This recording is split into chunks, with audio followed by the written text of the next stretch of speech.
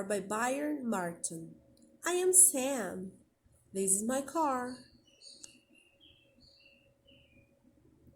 I love my car. I keep my car clean.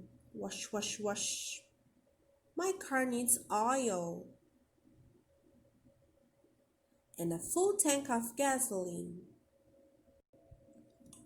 My car has many parts: the body, steering wheel, the wheel, frame, and the engine.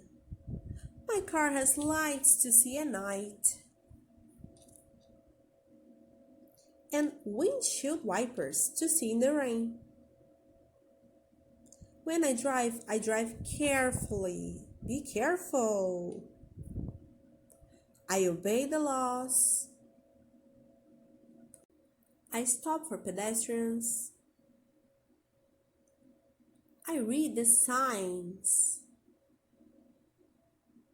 I drive my car to many places. I drive my car to work. But when I work, I drive my bus. Beep beep. Did you like the story? Yes or no?